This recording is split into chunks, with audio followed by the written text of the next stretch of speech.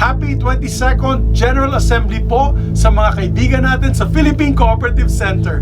Congratulations to all member cooperatives and to its chairperson, Gary Leonardo, my good friend, for leading PCC through these challenging times. I know the co-op sector was hit hard by the pandemic. So for my part, I have really pushed co-op-related legislative measures in the Senate to help the sector during these troubled times.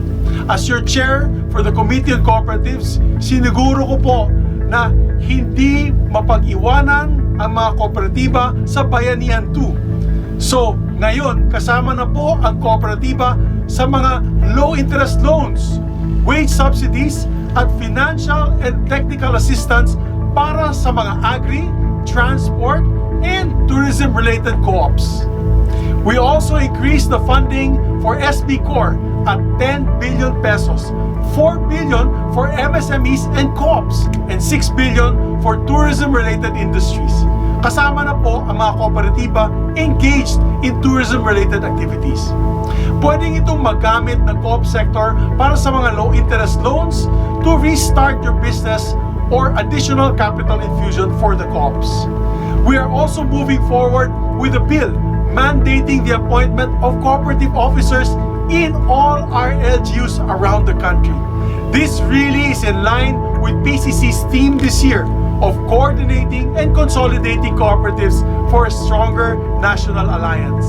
Kapag meron na po tayong co-op officers in all our LGUs, napakadali natin makapag-coordinate ng regional sectors towards a stronger national cooperative movement. Good news rin po na pasa na po natin sa Senado ang Cooperative Month Bill just in time for October, and this bill officially declares the month of October as our National Cooperative Month, and it's our small gift to the sector for being our allies in national development. I hope PCC finds these measures valuable and helpful, hindi lang po sa pag-recover mula sa pandemya, kundi pati na rin sa pagpapalakas ng national cooperative movement. For my part, asahan ninyo na lagi po akong kasama ninyo sa cooperative development. As long as I have the power to do so, I will continue helping the Filipinos help themselves through the power of cooperatives.